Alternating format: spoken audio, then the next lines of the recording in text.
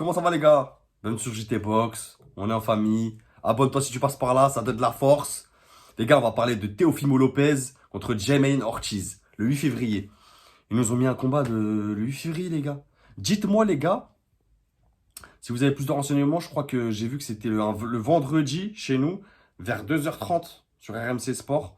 Après, je sais pas si c'est l'événement qui commence à 2h30 ou c'est le main event qui est à 2h30. Donc dites-moi, les gars, s'il vous plaît, vous êtes des boss. 12 rounds, super léger, les gars. Moins de 64 kilos. À Las Vegas. Défense de titre pour Teofimo. La ceinture WBO. Promoteur top rank. Donc Bob Arum. Bon match-up pour Teofimo Lopez qui prend le top 8 Ortiz des légers. Donc qui n'est pas dans la catégorie des super légers. Pour moi, et j'ai vu un peu le sondage de la chaîne et tout, les gars, favori quand même Teofimo Lopez, on va pas se mentir. Très favori même. Mais bon, bref, on va faire une petite présentation rapide des deux boxeurs. Ensuite, partie technique pour ce fight. Ensuite, prono et after fight. Donc, présentation des boxeurs. Teofimo Lopez, les gars. Gros fighter, super connu. Super actif sur Instagram, super actif sur ses réseaux. Lourd. Top 2 chez BoxRec. Et top 14, pound for pound. Donc, gros boxeur. Pourtant, il est super jeune, il a 26 ans. Mais déjà, grosse carrière quand même. 20 fights, 19 victoires, une défaite contre Kambosos. 0 match nul. Et sur ces 19 victoires, il a 13 KO. Donc, j'hésite quand même. Pour moi, c'est pas un vrai hard puncher. Tu vois, c'est un finisseur. Tu vois, c'est vraiment un finisseur. Dès qu'il va voir qu'il y a une grosse faille, il va essayer de te finir. C'est vraiment un finisseur. 113 rounds dans les pattes depuis qu'il est pro en 2016. Donc, c'est carrière pro récente. Hein. Il a 26 ans, les gars. Droitier, 1m73. Son dernier combat, c'était contre Josh Taylor en juin 2023. Donc, ça fait 7 mois. Il gagne à la décision unanime aux 12 rounds. Donc, grosse habitude des gros rendez-vous.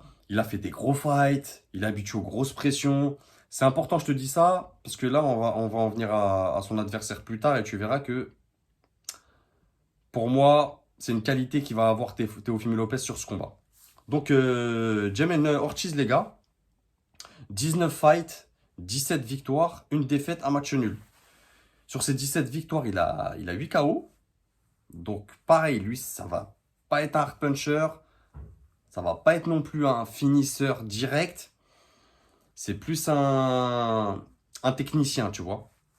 Et 109 rounds depuis qu'il est pro, pareil que Lopez en 2016. 27 ans, un an de plus, donc il n'y a pas d'écart d'âge. Droitier, 1m73, c'est pareil. Franchement, même tableau, même face à face. Dernier fight contre Antonio Moran en septembre 2023. Donc ça fait 5 mois. Donc ils ont à peu près... Lui, ça fait 5 mois qu'il n'a pas boxé. Théo, ça fait 7 mois. Donc on va dire que c'est à peu près pareil, tu vois. Il gagne à la décision unanime en 10 rounds. Et ce que je voulais te dire, c'était ça justement. Théo, il fait plus de 12 rounds. Par exemple, le seul 12 rounds de Ortiz, c'est contre Lomachenko. C'est son seul 12 rounds en carrière pro. Tu vois, donc je me dis, la pression psychologique, mentale, ça va jouer en sa défaveur, clairement, tu vois. Même si, attention, contre Loma, il était là, hein, il était présent et tout, il a fait son combat, il n'y a pas de souci. Mais Teofimo Lopez, je pense que c'est encore une autre dimension sportive, tu vois. Plus qu'un Lomachenko. En plus, il y a la ceinture en jeu, tu vois. Bon, bref. Donc, Teofimo Lopez favori, c'est la star de la KT. Même s'il est classé numéro 2 chez BoxRec, la numéro 1, c'est Devin Haney, bien sûr. Mais c'est la star de la catégorie, clairement. C'est une catégorie de fou, les gars. Il n'y a que des combattants de malade mental. C'est un bon débit de combinaison. C'est un coup d'œil de fou. C'est une bonne défense. En plus, c'est rare. Parce il allie son coup d'œil avec sa défense. C'est-à-dire, des fois, tu crois que, tu vois, il est devant toi, il te fait des fenêtres. Mais il a tellement un bon coup d'œil et une bonne défense qu'il va réussir à esquiver, faire des remises en combinaison. Non, c'est incroyable. C'est aussi un bon déplacement, il se déplace bien sur le ring. C'est un boxeur élégant, tu vois. C'est propre, c'est mobile, il est agressif aussi, tu vois. C'est pas un boxeur qui va être attentiste. Il est agressif quand même. Il envoie un débit de coups, il est sur toi. Il fait des changements de niveau, corps, face. Non, c'est beau, il fait des belles accélérations. C'est un tueur. Moi, je vous le dis, les gars, pour moi, Teofimo Lopez, à son âge, 26 ans, c'est un petit prodige, on va pas se mentir, hein.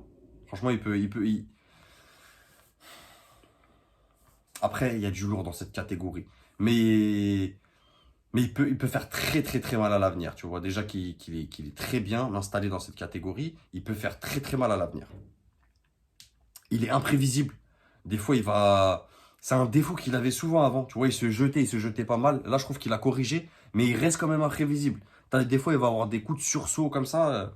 Il est très dur à lire pour les boxeurs en face.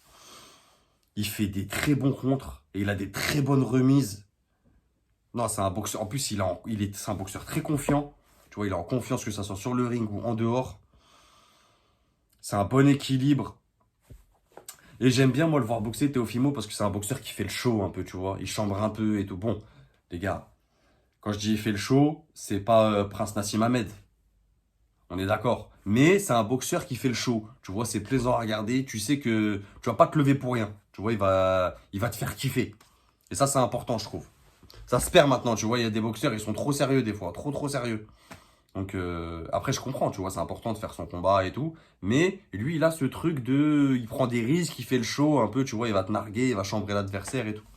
Donc lourd. Ensuite Ortiz, comme je vous ai dit, son seul 12 rounds c'est contre Loma. J'ai peur qu'il y ait trop de pression, tu vois, que vraiment là la marche ça soit trop haute pour lui. Dites-moi les gars, si je me trompe ou pas, mais j'ai peur que... C'est un bon boxeur, hein. C'est un très bon boxeur, ça, il n'y a pas de souci. Propre, sérieux. Tu vois, c'est un boxeur qui va travailler à distance. Il va rester loin. En contre. Il a les mains basses aussi, les gars. Il a les mains basses. Après, il a une bonne défense. Donc, il peut se permettre d'avoir les mains basses. Mais, tu vois, il perd des points bêtement. Tu vois ce que je veux dire? S'il avait les mains plus hautes, il se protégerait plus. Donc, après, c'est son style. Tu vois, il a une bonne vitesse de bras, tout ça. Il attend pour contrer avec son crochet gauche. C'est un boxeur qui a un bon coup d'œil aussi. Il y a peu de puissance aussi. C'est pas un boxeur qui a énormément de puissance sur ses coups, tu vois, c'est beaucoup de touches. Il va pas stopper des adversaires avec sa puissance. C'est une bonne défense. Il va avoir tendance à laisser le centre du ring à l'adversaire parce que c'est une boxe défensive. Ça veut dire il va laisser travailler l'adversaire, tu vois, pour essayer de le prendre, comme je t'ai dit, en contre avec un crochet du gauche ou lui faire des combinaisons. Mais c'est pas forcément quelqu'un qui va chercher le centre du ring, à être agressif. Pas du tout sa boxe. Il est très mobile, grosse dépense d'énergie. Est-ce qu'il aura le cardio? Je sais pas. Je sais pas du tout. Parce que c'est vrai contre Moran, après c'est un débit aussi, hein. Et contre Moran, attention, il a pris une cartouche, il s'est fait toucher, tu vois. Bon, il a touché aussi, hein. Il a remporté le combat. Mais c'est un boxeur, tu vois, je touche, je sors. Je sais pas si ça va le faire contre Théo. Théo est plus agressif, tu vois. Je pense qu'il va le prendre de vitesse, de puissance. Pour moi, il va être dépassé, les gars, Ortiz, hein. Même si j'aime bien Ortiz, mais ça suffira pas, je pense. Ça va être compliqué, tu vois. Sauf si c'est un game plan de fou malade, mais je pense vraiment ça va être complicado pour lui. Mon prono, les gars, je vois Teofimo qui gagne à la décision, parce que quand même Ortiz c'est solide. Mais ça me surprendrait pas, tu vois, ça m'étonnerait pas qu'il y ait un TKO avant la septième, tu vois, de Théo. Genre rafale, et l'arbitre il arrête. Tu vois, pris de vitesse, pris psychologiquement aussi, pris mentalement, ça me surprendrait pas. Et dans le sondage de la chaîne aussi, les gars, vous voyez clairement Théo favori dans ce combat. Donc, j'hésite entre le TKO là et la win à la décision. Hmm. Non, je vais rester sur mon premier instinct. Vainqueur à la décision. Mais comme je dis, il gagne TKO, ça me surprend pas, tu vois. Logique, pour moi, ça serait logique.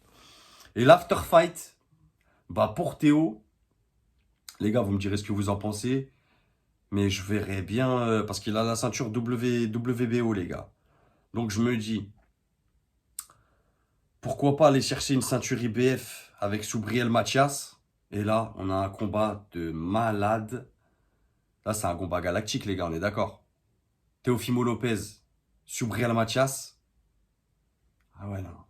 Direct, grand écran. Dinguerie, dinguerie, dinguerie, dinguerie. Bon, voilà, les gars. On a une semaine du combat. Donc, j'espère que ça va être un beau combat en tout cas. Une belle mise de gants pour Teofimo. Le voir en forme. Et on va kiffer ça. C'était JT Box. Et n'oubliez pas, c'est que de la boxe.